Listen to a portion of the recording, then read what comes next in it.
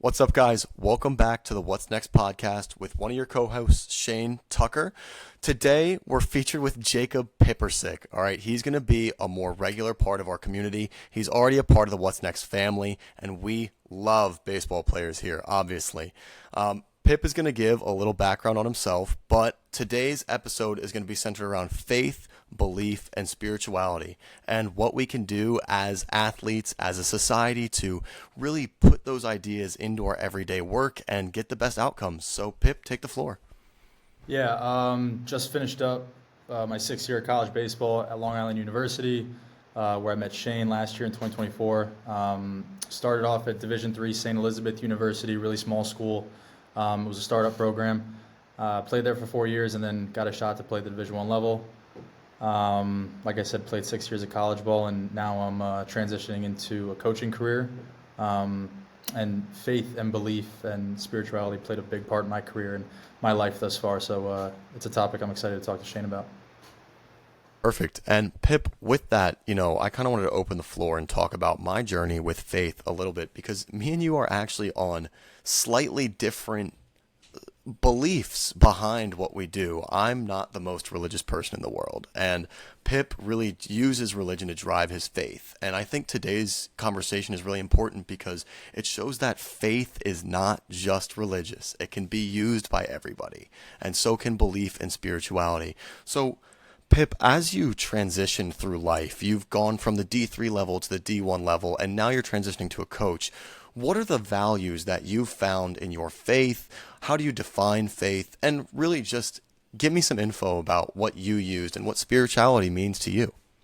Yeah, so I wasn't very religious growing up. This is just how my family was. Throughout my first 4 years of college, same thing, kind of didn't really have, I guess you could say, a relationship with God, didn't really have any deeper understanding or beliefs in spirituality. And then a teammate of mine brought me to church one day. I went home. I had a Bible that I never really opened it up, and started reading the Word every day since then. That would have been October of 2023. And I noticed that everything in reading the Word was stuff that I had already believed in, but it gave me, I guess you could say, it gave me gave me a sense of purpose, gave me what's the word? It gave me structure to fall back on. Having something to, connect with other people, having something to share with people, strangers. You go to church, you meet some people, you talk about, let me think. Depending on what what's the guy's name? Depending on what the pastor would talk about in church that day. We take a subject, and then, you look around the room and you're like, wow, I am in a very similar situation to everybody else. We're not going through the same thing, but, we all experience things of the same nature. So I think, being able to rely on something and believe in something bigger than myself just created structure. It gave purpose to, okay, I'm on this path, I'm on this mission, but, it's so much bigger than hitting a baseball. It's so much bigger than making sure I catch every fly ball with, my glove on the right side of my body so that I can transition it as quickly as possible. Like, those are the little things that don't matter at the end of the day. It's having faith in, what you're doing, and really trusting yourself and trusting, whatever you believe in. And then being a good person, just approaching every day with a positive mindset and staying true to who you are and treating everybody with kindness. I think those are some of the biggest things that my faith and spirituality has taught me. Yeah, I think one of the most important things you touched on there was kind of the sense of purpose that you developed through faith and how it gave you that structure. And I think that's what we love here at What's Next, as you know, is giving a structure and a purpose to your life. It's so important that you talked about how every day it felt like there was a bigger purpose out there. But you knew that, through the daily work that you were doing, it was creating the best situation for you. Now, it's so important that you talked about the faith here because it gave you that sense of community, right? We talk about community all the time and how you can create that sense of community just by finding things that people have in common with you. And how can we take that sense of like community in religion and maybe to apply it to our sports a little bit better? Do you think that there's a way that we can do that, whether it's through faith, whether it's through an everyday practice maybe? Like, what can we do as athletes to kind of create that sense of community that we crave? I think it's more of just like the realization that we're all going through the same shit. You know, it's like you hear at least I've noticed, like especially when you go play summer ball, you know, you meet a bunch of guys from a bunch of different places, and they're all like, "Oh yeah, my coach says this, my coach does that." They're all, you know, they complain about the same shit, and a lot of the time it's like, bro, you go to a Power Four school, it's like things can't be that bad, and then you realize like, you know what, who am I to say that? Because I don't know what everybody goes through. So I think it's the realization that everybody's going through the same shit. You know, everything's great and everything sucks for everybody, no matter where you're at. So I think that's number one, and I think that starts from. I think you need to make the self-realization, and then I think on the other side, coaches and trainers and teachers and professors and parents need to realize the same thing, and be a little more understanding. And that's not to say that you're not supposed to push your athletes, children, students to be the best that they can, because I think that's another topic. I think everybody needs a little more kick in the butt, but I think that we all just need to realize that everybody's going through the same shit no matter where you're at. So if you can be a little selfless in that aspect and just be, I don't know if the word's kinder to one another, but understanding, like. I think that's something that you're really thinking about is empathy, right? It's about realizing that each person who you come in contact with deals with something that maybe you haven't experienced yourself, but you can relate to at some level. That's super important. I think that's a really important part. And I like that you included giving people a kick in the butt, because for me, that just translates to accountability. How can we teach accountability? How can we teach discipline? There are ways where sometimes you do need to yell at somebody, and maybe that's the message that resonates best with them. But at the end of the day, it's on that person to be accountable, right? Just like our listeners here, you can't make somebody make you do something. You can't have somebody always there that is keeping you accountable. And a lot of the people that are athletes nowadays are running into this issue where they think that if something isn't directly handed to them, it's not for them. And I think that faith actually drives the idea that there is something bigger. And so no matter what's in front of you, if it's hard, if it's easy, take it in stride, take it at the same pace, because you know that if you maintain your faith, you maintain that belief that you can get through it, there will be another side to it. Mm-hmm. So I love that you encapsulated empathy and accountability in just different terms, because that's what this is all about. Yeah, and I think it's funny that you bring that up about everybody thinking things are going to be handed to them, because you see it a lot. You see kids go and they're the best player on their travel team, or they're the best player at their high school or in their town, and then they go play Division I baseball, and you see it on, I follow guys on social media, they transfer. I see a lot of guys, I think I've said this on an Instagram post, I know a couple guys that I follow that are on their third Division I school in 3 years, and I look at that and I'm like, you're probably and they go down every year, right? There's no going up. So it's like, you're probably at the level that you should have started at out of high school, if not lower. Like, let's be real. And it makes me think, like, if you really think that things are going to be handed to you, then you have no concept of awareness. Because I think self-realization, I love that word, self-realization, I think awareness are two things that so many players lack. Because I think it stems from a lack of faith and a lack of belief, I think that, and, whether we're talking religion or spirituality and whatever, realm you want to pick, whatever you believe in, it really does, I think this is where it stems from. It really creates a belief in something bigger than yourself, right? And that's where everything starts, where it's like, okay, this is all about me, but it's not all about me. And I'm going to do my best to make it work as well as I can. Like you gotta see the bigger picture. And so many kids nowadays don't see the bigger picture because they're not in tune with themselves. They don't like genuinely see their flaws. They don't know what their strengths and weaknesses are. They just look at themselves in black and white and think, yeah, like I'm gonna go and they're gonna give this to me. It's gonna be handed to me. I'm the guy, blah blah blah. And it's like, well, you haven't actually earned that, right? So what are we talking about? Yeah, I think one of the best stats that I ever come across is that of all the kids that enter the NCAA transfer portal every year, did you know that 45% of them never participate in NCAA sports ever again? That's about half of people who go into the portal do not find a new home. And this sense of belonging and this sense of like, I am here and I am going to go here just because I am who I am, rather than the steps that I've taken to get here. Mm-hmm. If you don't take the second to realize, well, did I contribute to anything bigger? Did I actually experience things that are beyond just personal egotistical pride? And I think that at the center of all this, at the center of the spirit and at the center of faith, is the death of our ego.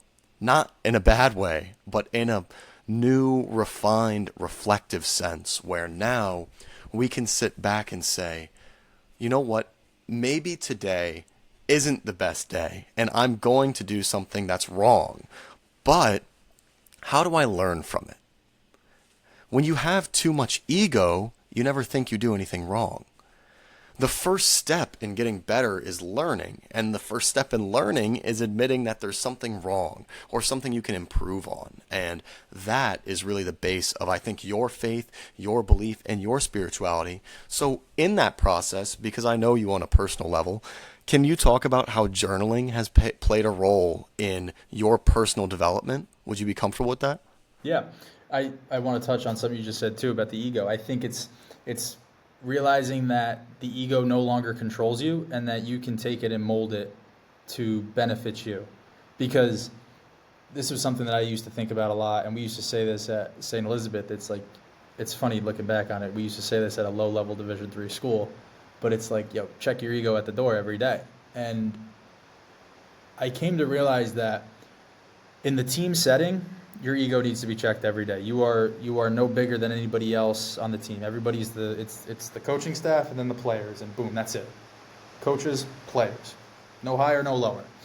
And then on the other side of it, it's, in the personal game, this game, it's like you got to find a way to make the ego work for you. So you need to, 1, control it, and then 2, mold it, and then 3, use it. And I think that's a whole nother topic. But, when you have the realization, the awareness, and the your center of spirituality, it's like, I see you smiling there, but like it all comes together, and then you look back, or like even when you're in the middle of it, you're like, wow, this is like really freeing, this is awesome. Or you look back on, like my case, I'm done now, and I'm looking back on it, and I'm like, that was pretty fucking cool. Like when you figure this, I hate to use the word figure it out because you never figure it out, but like when you find a way to make it like all fit to your personal needs, it's like, whoa, this is some deep shit.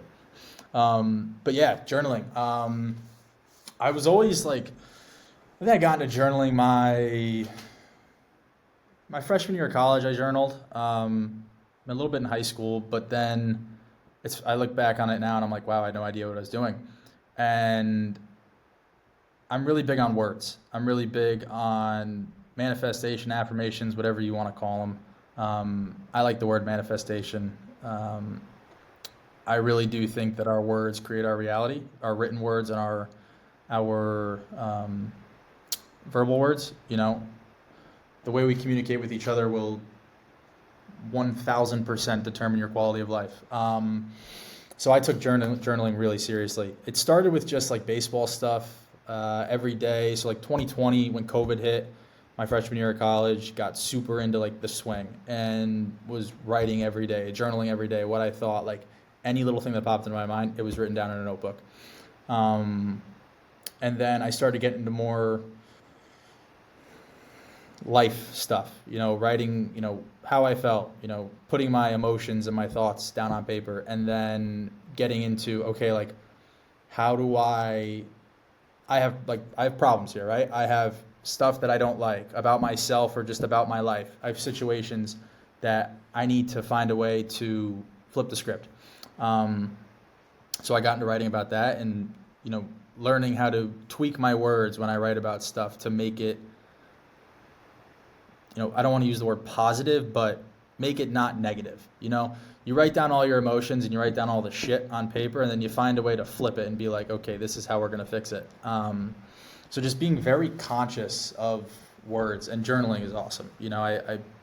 I tell everybody that, like, you should write, and you should write with your hand, not on your phone, because seeing it in your own handwriting is so powerful. I You have such a unique perspective, and this is what I appreciate and why I love having you on our team.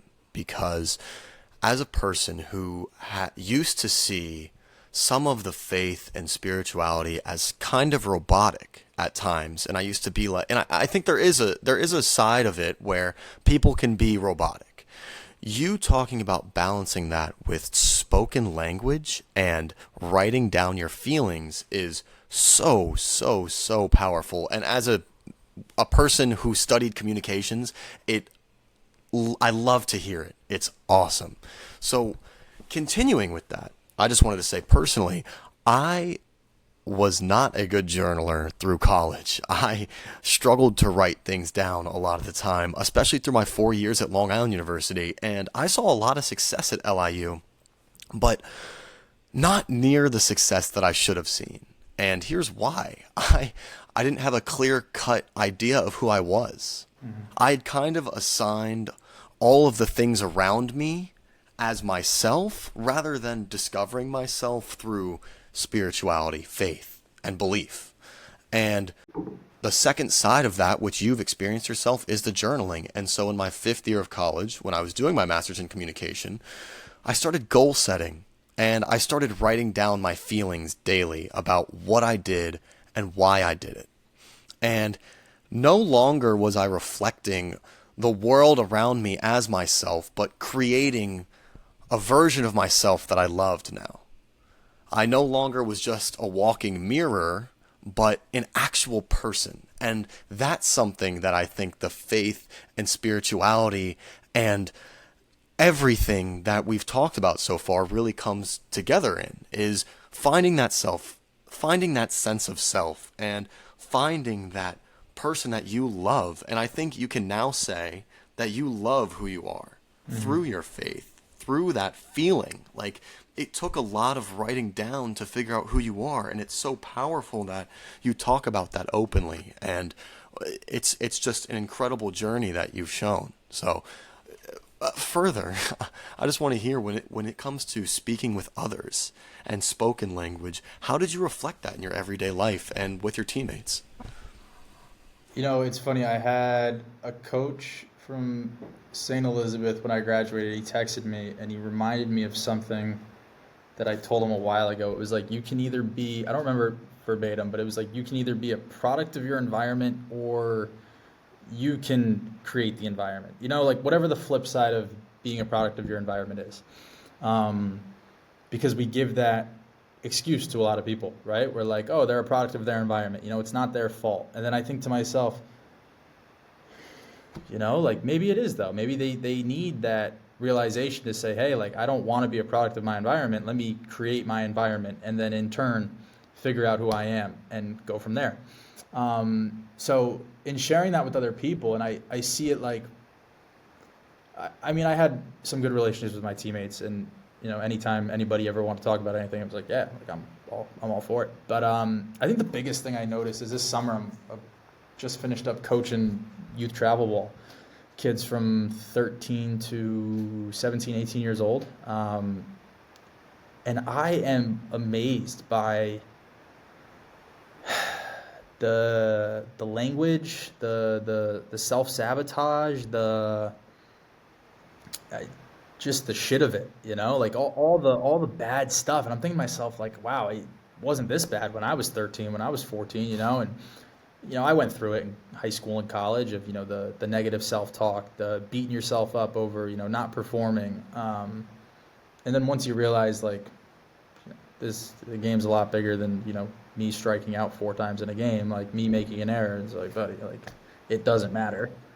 Yeah, something that I really want to touch on really quick is the identity that you can find beyond the quantity that you produce. And that is where all this negative self-talk comes from, is as in the current society, younger players are getting more exposed to their velocities and all these like arbitrary numbers that when you're 13, you should be having fun, man. You shouldn't be trying to throw the ball at 100 miles per hour every time. And that's what, again, this faith spirituality drives, is like there is so much more to baseball than the numbers that you produce, right? Yeah. There's so much more to your life than the numbers you produce. And it's so incredible that you speak of that. You can continue now.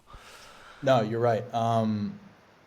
It's funny, they say, like, your coaches always say, no one's going to remember your numbers. When you're done, they're just going to remember how you treated them and how you approach the game and stuff like that. And they're right, You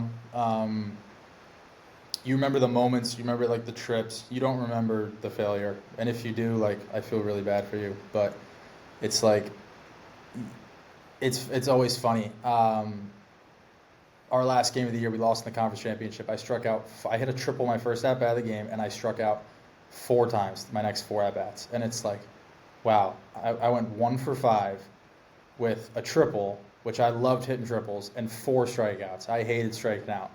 And in the moment, it's like, fuck. But then, like, as soon as the game ended, and as soon as, like, I'm done and I'm looking back on it, it's like, how funny is that? Like, who cares? Who gives a shit? And to your point about, like, the youth of baseball now, it's like, we've made kids think that they need to have results immediately. And I think the problem with here's the thing, results matter, right? They do.